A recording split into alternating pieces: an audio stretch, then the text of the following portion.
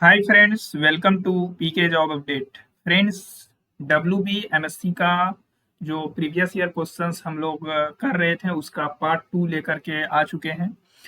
Part 1 में हमने 50 questions discuss किया था और ये जो क्वेश्चंस हम लोग कर रहे हैं ये 2022 मतलब 2022 में जो WBMSC ने पेपर कंडक्ट करवाया था for the post of assistant engineer civil mechanical और इलेक्ट्रिकल के लिए। तो यहाँ पर हम इलेक्ट्रिकल का क्वेश्चन डिस्कस कर रहे हैं। 50 क्वेश्चन डिस्कस कर दिए हैं, बाकी के 50 क्वेश्चन जो है अभी हम लोग डिस्कस करेंगे। ठीक है फ्रेंड्स, तो चलिए देखते हैं बाकी के 50 क्वेश्चन। चैनल पे नए हैं तो चैनल को सब्सक्राइब करके बेल बटन दबा दीजिए और ज़्यादा से ज़्यादा वीडियो को शेयर करिए ताकि जो भी कैंडिडेट्स फॉर्म फिल किए हैं उन तक जो है ये वीडियो पहुंच सके और वो भी जो है इस पैटर्न को समझ के अपना प्रिपरेशन को सही डायरेक्शन में कर सके। तो चलिए फ्रेंड्स देखते हैं आगे।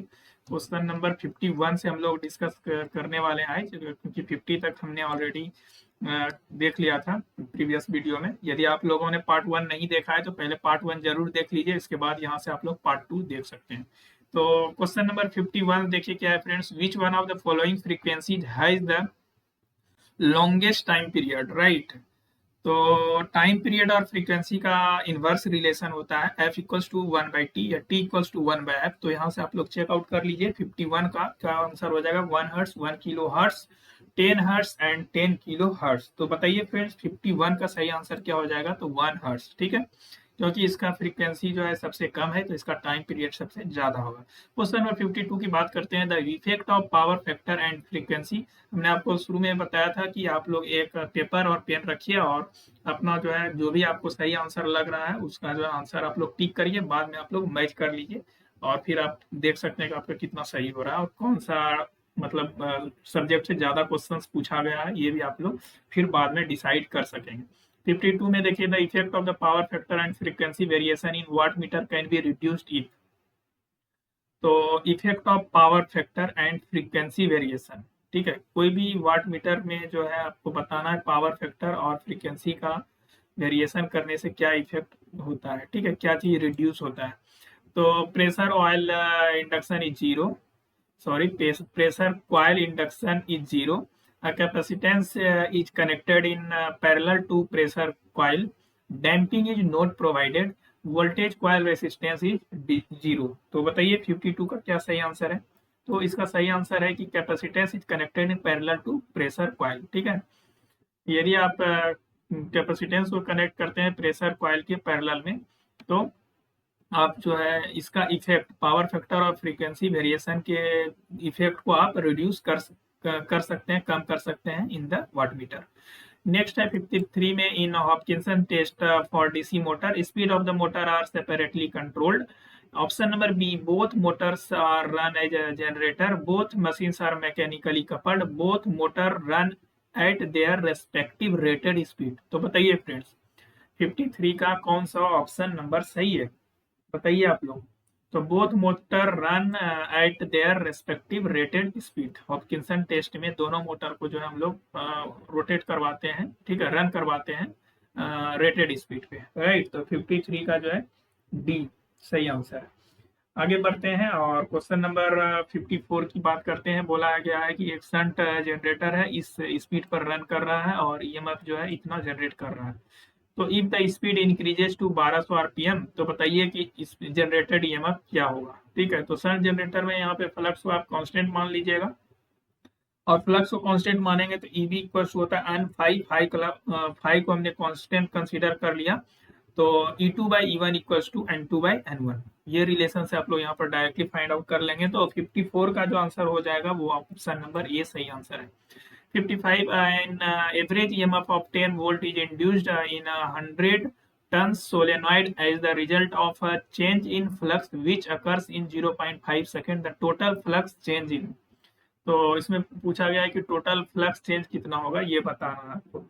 55 का ए नंबर सही आंसर है। क्वेश्चन नंबर 6 की बात करें, 56 की बात करें तो बोला गया है कि एक shunt reactor is added at the infinite bus which is fed by the synchronous generator, the stability limit.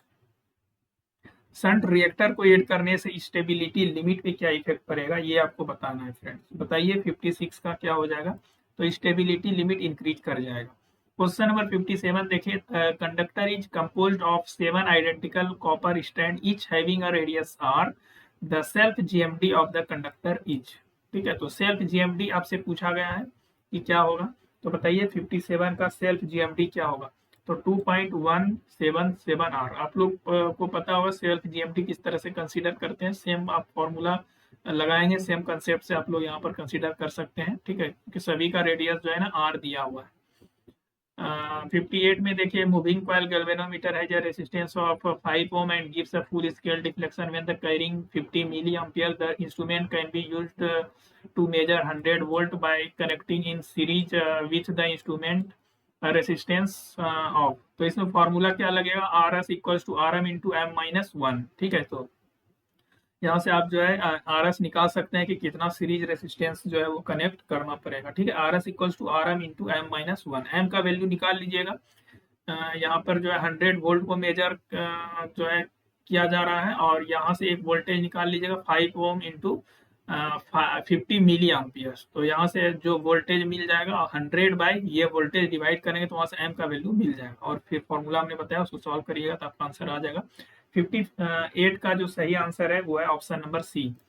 ठीक है, 59 देखते हैं, consider a single crystal of N intrinsic semiconductor, the number of free carriers at the Fermi level at room temperature is.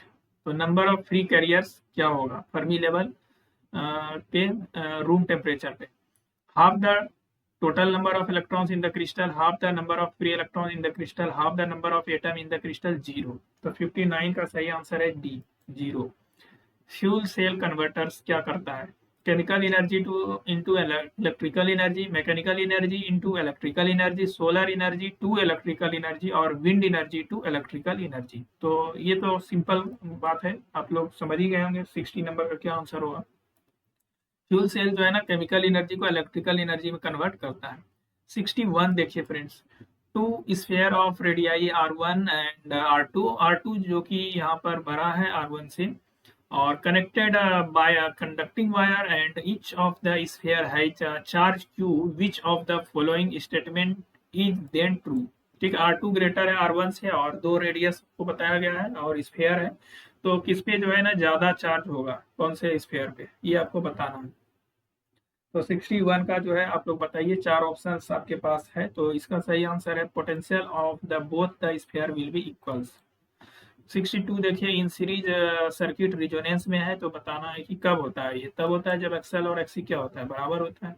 अच्छा, सब option सही है यहाँ पे, बी एल बी सी बराबर होना चाहिए, जेड बराबर आर होता है, ऑल ऑफ द एबव। तो 62 का जो है सही है, सारे ऑप्शन सही है, तो इसीलिए ऑल ऑफ द एबव के साथ हम लोग को जाना चाहिए।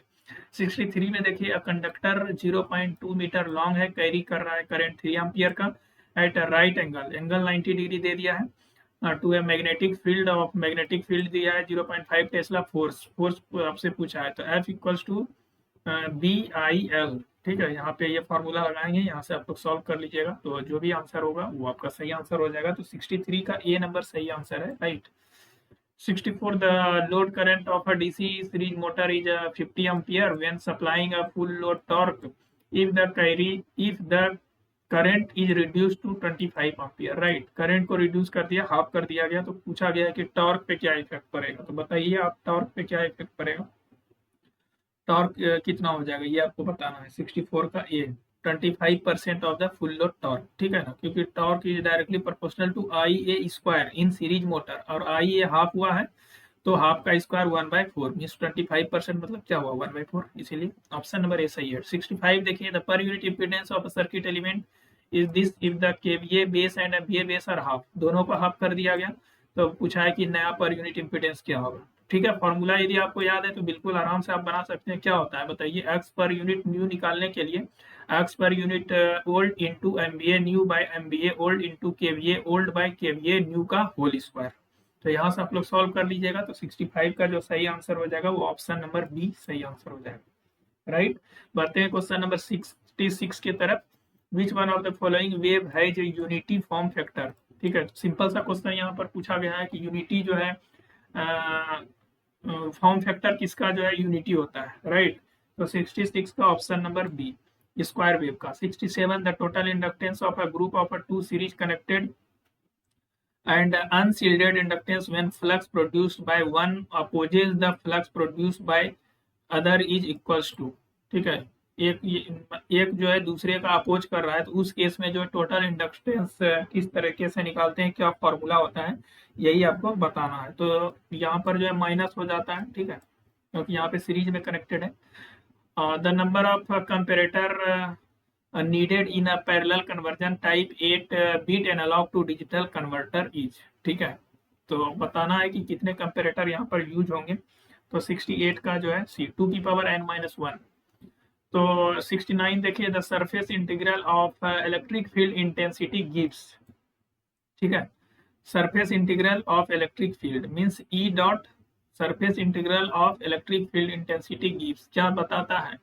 69 का option number B, the net charge enclosed by surface D dot D S equals to Q enclosed. पढ़ते हैं हम लोग गॉस लॉ में फ्रेंड्स, तो वहां से जो है आप लोग बता सकते हैं इसका answer option number B. The next question, question number 670, stringing chart is used in transmission line for, ठीक है, तो स्ट्रिंगिंग चार्ट का यूज किस लिए किया जाता है ट्रांसमिशन लाइन में। Designing the tower, calculating the sag in the conductor, determining the distance between the conductor, and option number D, the design of the insulator string. किस लिए करते हैं बताइए 70 का। तो 70 का जो है ऑप्शन नंबर बी सही है, calculating the sag in the conductor. 71 देखिए, तो insulation resistance of a single core cable इतना है, तो बताना इंसुलेशन रेसिस्टेंस 4 किलोमीटर लेंथ के लिए कितना हो जाएगा। यहाँ पर इंसुलेशन रेसिस्टेंस लेंथ के इन्वर्सली प्रोपोर्शनल होता है, ठीक है, तो आप 1 किलोमीटर के लिए इतना था, तो 4 किलोमीटर के लिए कितना हो जाएगा, 4 से डिवाइड करेंगे, तो ऑप्शन नंबर बी जो है वो यहाँ पर आपका सही आंसर हो जाएगा फ्रेंड्स, राइट। 72 का देखिए क्या पूछा गया है, the full scale input voltage to an analogue to digital converter is 10 volt, the resolution required is 5 millivolt, the minimum number of bits required for analog to digital converter is, right। तो यहाँ पर number of bits बताना है, ठीक है, तो आपको पता होगा एक फॉर्मूला फुल स्केल वोल्टेज बटे में 2 की पावर n-1, राइट, और ये किसके बराबर होता है, रिजोल्यूशन के बराबर होता है। तो ये रहा यहाँ पर रिजोल्यूशन 5 मिलीवोल्ट, वहां से सॉल्व करके आप n का वैल्यू निकाल लीजिएगा।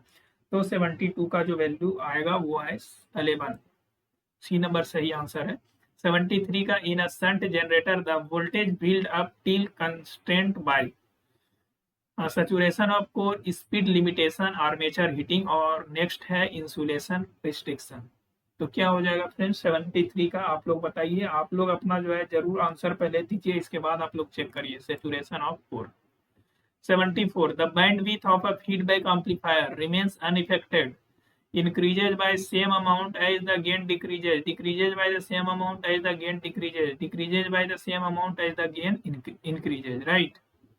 तो बैंडविथ यदि किसी फीडबैक एम्पलीफायर का यदि चेंज होता है, बढ़ता है, तो उसका बताना है कि गेन पे क्या इफेक्ट होता है। इस तरह से रिलेशन, गेन और बैंडविथ के बीच का रिलेशन जो है यदि आपको पता है तो आप यहाँ पर इसका आंसर जो है दे सकते हैं, ठीक है। तो बताइए 74 का क्या हो जाएगा, बी नंबर सही आंसर है, increases by the same amount as the gain decreases. Which one of the following is not a method of voltage equalisation in a string insulator. कौन सा जो है इनमें से मेथड नहीं है, किस चीज का मेथड नहीं है, वोल्टेज इक्वलाइजेशन का मेथड नहीं है इन अ स्ट्रिंग इंसुलेटर। बताइए, increasing the length of cross arm, grading of the unit, static shielding, connecting to disc in parallel, right. तो 75 का क्या हो जाएगा फ्रेंड्स, ए नंबर ऑप्शन जो है 75 का वो सही है, increasing the length of cross arm. आगे बढ़ते हैं, क्वेश्चन नंबर 76 देखते हैं। A Wheatstone bridge requires a change of 6 ohm in the unknown arm of the bridge to produce a change in the deflection of 3 millimeter of the galvanometer, right। The sensitivity of the instrument is, तो इसका sensitivity निकालना है आपको, formula लगाएंगे यहाँ पर, और sensitivity जो है आप डायरेक्टली फाइंड आउट कर सकते हैं, ठीक है। तो 76 का जो सही आंसर है वो है ऑप्शन नंबर बी, 77 की बात करते हैं friends. Compensating winding are used in DC generator. किस लिए किया जाता है डीसी जनरेटर में कंपनसेटिंग वाइंडिंग का यूज, बताइए। To provide path for the circulation of cooling air, to neutralise the cross magnetising effect of the armature reaction. Option number C, the mainly to reduce the eddy current by providing local short circuit. And D number, none of the above. तो सही answer जो है वो 77 का option number B है, to neutralise the cross magnetising effect of the armature reaction. 78, in a Gauss-Seidel method of a power flow problem, the number of iteration may be reduced if the correction in voltage at each bus is multiplied by Gauss constant, acceleration constant, blocking factor and deceleration constant। तो किस चीज से multiply जो करते हैं उसको हम लोग किस नाम से जानते हैं, कौन सा कांस्टेंट बोलते हैं, बताइए। ये तो बहुत ही आसान क्वेश्चन है। 78 का बी, एक्सेलरेशन कांस्टेंट के नाम से उसको जानते हैं हम लोग फ्रेंड्स, राइट। तो ऑप्शन नंबर बी सही है 78 का। 79 में देखिए, the presence of ground causes the line capacitance to increases by about 12%, decrease by about 12%, and increase by about 0.2%, and option number D, none of the above। 79 का क्या हो जाएगा friends, increases by about 12%। 80 number बोला गया है कि एक 200 micro Henry coil has a Q factor, इतना है, ठीक है, at resonance frequency. Resonance frequency दिया है आपको, क्यू का वैल्यू दिया है, क्वालिटी फैक्टर का, और एल का भी वैल्यू दिया है। पूछा है कि बता दीजिए आप इफेक्टिव रेसिस्टेंस कितना होगा क्वाइल का, राइट। तो आप ये नेटवर्क का क्वेश्चन है, नेटवर्क में आप लोग पढ़ते हैं तो वहां से जो है आप लोग निकाल सकते हैं, ठीक है। और यहाँ पर जो आप आर की वैल्यू फाइंड आउट करेंगे तो वो ऑप्शन नंबर बी जो है वो सही आंसर है। 4 ओम यहाँ पर जो है आपका सही आंसर आने वाला है। 81 देखिए, विच one of the following load is not responsible for load power factor. ठीक है, लोड पावर फैक्टर के लिए इनमें से कौन सा लोड जो है ना वो रेस्पॉन्सिबल नहीं है, तो incandescent lamp. 82, which relay is used in protection of long transmission line. तो आपको इसका फॉर्मूला मतलब शॉर्ट ट्रिक याद होगा, RIM, याद रखिए RIM, ठीक है। और यहाँ पर आप याद रख सकते हैं शॉर्ट, ठीक है, मीडियम और लॉन्ग, ठीक है, इस तरह से। और यहाँ पर जो है आप इस तरह से यहाँ पे याद रखिए, इसके कॉरस्पॉन्डेंस में RI और इधर जो है M, ठीक है। चलिए, S से क्या हो गया, शॉर्ट ट्रांसमिशन लाइन, M से क्या हो गया, मीडियम ट्रांसमिशन लाइन, L से क्या हो गया, लॉन्ग ट्रांसमिशन लाइन। अब R से हो गया यहाँ पर रिएक्टेंस रिले, I से हो गया इम्पीडेंस रिले और M से हो गया मोर रिले। तो बता दीजिए अब आप लोग कि लॉन्ग ट्रांसमिशन लाइन के लिए तो कौन सा रिले हम लोग यूज करेंगे, मोर रिले। तो 82 का कौन सा सही आंसर हो जाएगा, option number A. 83, the first commercially used HVDC link was built in. ठीक है, तो पहला HVDC लिंक जो है वो कब बना था, 83 का ऑप्शन नंबर बी, राइट। तो 1954। क्वेश्चन नंबर 84 देखिए, 84 का, aluminium is now most commonly implied conductor material in transmission lines than copper because. ठीक है, एल्यूमिनियम का हम लोग जो है कॉमनली यूज करते हैं, कॉपर का यूज मतलब नहीं किया जाता है, क्यों, ऐसा क्यों। It is more conductive, it's tensile strength is more costlier है, और it is cheaper and lighter. तो आप लोग समझ ही गए होंगे, ऑप्शन देख के ही यहाँ पर आपको समझ में आ रहा है कि चूंकि ये सस्ता भी है और हल्का भी है।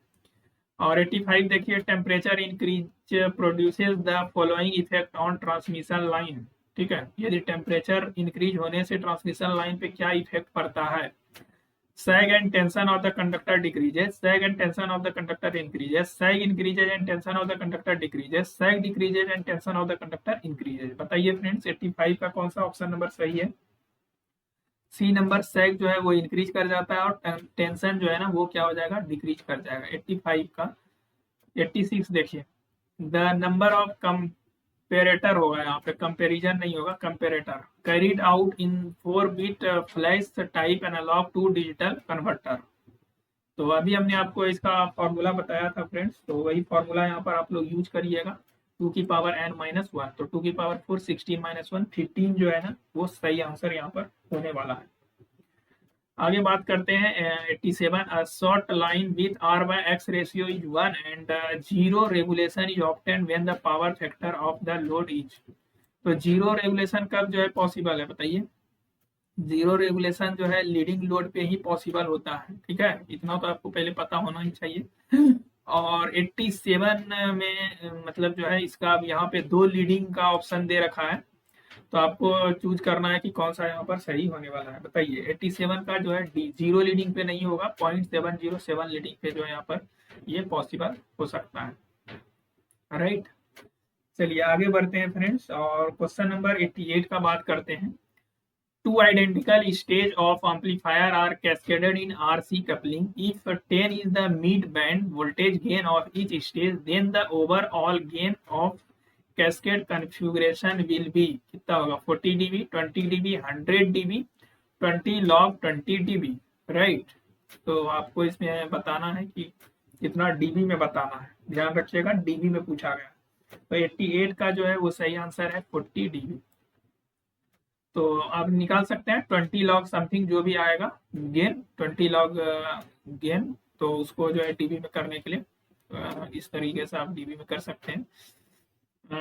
89 का shunt conductance in power transmission is due to, ठीक है, पावर ट्रांसमिशन में जो है शंट कंडक्टेंस किसके वजह से आता है, leakage over the poles, leakage over the insulator, leakage over the conductor, leakage between ground and conductor. तो 89 का क्या हो जाएगा बताइए, leakage over the insulator. Next देखिए, आगे बढ़ते हैं 90 नंबर देखिए। The voltage that appears across the contact after the circuit breaker is opened। Recovery voltage कौन सा वोल्टेज इसको बोलते हैं जब सर्किट ब्रेकर ओपन हो जाता है, तो आर्क वोल्टेज और ब्रेकर ओपन वोल्टेज और सर्ज वोल्टेज, ठीक है। The voltage that appears across the contact, अच्छा बताइए, जब सर्किट ब्रेकर ओपन होता है तो उस कॉन्टेक्ट के अक्रॉस जो वोल्टेज अपीयर होता है उस वोल्टेज को हम लोग किस नाम से जानते हैं फ्रेंड्स, 90 का ए, रिकवरी वोल्टेज बोलते हैं उसको। Pure inductive circuit takes power from the AC line when applied voltage increases but current decreases, applied voltage decreases but current increases, both applied voltage and current decreases, both applied voltage and current increases। तो इसका सही answer है option number B, right, applied voltage decreases but current increases. 92 PMMC type ammeter and moving iron type ammeter are connected in series in a resistive circuit fed from output at half wave rectifier voltage source। If the moving iron type reads 5 ampere, the PMMC type instrument is likely to read। तो बताइए, ये एकदम basic question पूछा जाता है और कई बार ये इस तरह का क्वेश्चन एग्जाम में पूछा जा चुका है फ्रेंड्स, ठीक है। तो हम जानते हैं PMMC only measure DC value ना, यहाँ पे मूविंग आयरन जो है ये मेजर कर रहा है इतना, तो पीएमएमसी जो है वो डीसी वैल्यू को मेजर करेगा, तो इसीलिए इसका जो है सही आंसर क्या हो जाएगा, 0। तो 92 का ए सही आंसर है। चलिए आगे देखते हैं 93 additions of zero in transfer function causes dash compensation. Zero add करने से किस तरह का जो है ट्रांसफर फंक्शन जो है वो, किसी भी ट्रांसफर फंक्शन में जीरो ऐड करने से क्या होगा, किस तरह का जो है कंपनसेटर बनेगा वो, लैग लीड या फिर नन ऑफ द एबव। बताइए 93 का option number B, zero add करने से लीड बनेगा और पोल ऐड करने से lag. Corona loss increase when the density of air is increase decrease remains uniform या फिर सिर्फ uniform, is uniform, right. Corona loss जो है increases when density of air, corona loss कब इंक्रीज करेगा, जब एयर का डेंसिटी बढ़ेगा घटेगा यूनिफॉर्म रहेगा। बताइए 94 का option number A. In parallel RC circuit the supply current always dash the, देखिए आरसी सर्किट है तो लीड कर जाएगा, राइट। 95 का ए। 96 देखिए, two long parallel conductor carry 100 ampere if the conductors are separated by 20 mm, the force per metre of length of each conductor will be, ठीक है, force निकालना है आपको तो F by L equals to B I L. तो यहाँ पर B और आई को सिर्फ मल्टीप्लाई आपको करना होगा, और यहाँ पे आप सॉल्व करिएगा और बताइए कि 96 का आपका कितना आंसर आ रहा है। तो 96 का जो है वो सही आंसर जो है वो ये होना चाहिए, राइट। 97 देखिए, a long line with no load generates capacitive reactive power, generates inductive reactive power, does not generate any power, generate both active and reactive power। Long line जो है ना नो लोड के कंडीशंस में क्या जो है generate करता है, ये आपको बताना है। तो 97 का सही आंसर है ये, generates capacitive reactive power. No load में आप लोग जानते ही हैं, उसी को बोलते हैं Ferranti effect. 98 conductor of axial length 30 centimeter carries a current of 100 ampere and lies at right angle to a magnetic field of strength। ठीक है, ये B का वैल्यू दिया हुआ है, मैग्नेटिक फ्लक्स का 0.4 टेस्ला, करंट भी दिया हुआ है, लेंथ भी दिया हुआ है। पूछा है कि बता दीजिए कितना होगा फोर्स। ठीक है, F equals to B I L लगाइएगा फॉर्मूला, यहाँ से आपको जिसका सही आंसर जो है वो मिल जाएगा, और सही आंसर है 12 न्यूटन। क्रीपिंग अकर, बहुत ही आसान क्वेश्चन है। Energy meter, voltmeter, ammeter, galvanometer. तो क्रीपिंग किसमें देखने को मिलता है फ्रेंड्स बताइए। 99 का 8। 100 नंबर देखिए, desk for copper is lower as compare to aluminium. ठीक है, कॉपर का क्या चीज कम होता है यदि हम एल्युमिनियम से कंपेयर करें। तो resistivity, specific gravity, melting point, all of the above. तो रेसिस्टिविटी जो है ना वो कम होता है कॉपर का कंपेयर टू एल्युमिनियम। ठीक है, इसीलिए कंडक्टिविटी जो है ना ज्यादा होता है कॉपर का, राइट। तो ये देख सकते हैं फ्रेंड्स, यहाँ पर किस सब्जेक्ट से कितना क्वेश्चंस पूछा गया है। यहाँ पर देखें अभी आप, तो मैक्सिमम क्वेश्चन पावर सिस्टम से है। सेकेंड नंबर में देखें, सेकेंड प्रायोरिटी तो मशीन से है, और यहाँ पर जो है एनालॉग का बहुत ही कम क्वेश्चंस पूछा गया है। डिजिटल का भी एक ही दो क्वेश्चंस पूछा गया है। ठीक है फ्रेंड्स, आप मेनली 2-3 सब्जेक्ट करिए अच्छे से, जो कि मतलब आपको ज्यादा उस पर फोकस करना है। एक तो नेटवर्क हो गया, कंट्रोल सिस्टम हो गया, मशीन हो गया, पावर सिस्टम हो गया। ठीक है, तो इनसे जो है मैक्सिमम क्वेश्चन पूछे गए हैं, और यहाँ पर जो है मैक्सिमम क्वेश्चन मीन्स 85% क्वेश्चन जो है वो आपका थ्योरेटिकल्स ही रहने वाला है। बाकी 15% क्वेश्चन जो है यहाँ पर आपको देखने को मिल जाएगा, जो कि क्वेश्चंस आपको पूछा गया है, और वो कैलकुलेशन भी आप जो है आसानी से कर सकते हैं। ठीक है फ्रेंड्स, तो ये वीडियो के कमेंट में आप बताइएगा कैसा लगा ये वीडियो, और इसके आगे का भी, और भी यदि आपको क्वेश्चंस देखना है 2023 में जो पेपर कंडक्ट करवाया गया था उसके बारे में भी यदि आपको जानना है, ठीक है, तो कमेंट में लिखिएगा प्रीवियस ईयर क्वेश्चन 2023। ठीक है, तो यदि आप लोग कमेंट में बताएंगे तो फिर वो वीडियो भी बनाने का हम लोग जो है सोचेंगे। ठीक है फ्रेंड्स, तो वीडियो को ज़्यादा से ज़्यादा शेयर करिएगा। चैनल पे नए हैं तो चैनल को जरूर सब्सक्राइब कर लीजिएगा फ्रेंड्स, क्योंकि आप लोगों का सपोर्ट बहुत ज़रूरी है। ठीक है फ्रेंड्स, और बाकी आप लोग अपना प्रिपरेशन को अच्छे से करिए, क्योंकि आप देख रहे हैं बहुत ही कम समय है आपके पास। आज 18 तारीख हो गया, तो आपके पास जो है सिविल वाले का तो एग्ज़ाम जो है वो 1-2 के आसपास ही है, तो उसके लिए जो है 10 to 12 डेज बचा हुआ है, और इलेक्ट्रिकल और मैकेनिकल के कैंडिडेट्स के लिए अप्रॉक्सीमेट 20 डेज बचा हुआ है। इस समय को आप लोग अच्छे से यूटिलाइज करिए, 100% अपना जो है प्रिपरेशन में लगा दीजिए, और जो है आपको अच्छे से एग्जाम देके आपको अपना एक सीट पक्का करना है। ठीक है फ्रेंड्स, मिलते हैं नेक्स्ट वीडियो में न्यू अपडेट के साथ। Thank you friends.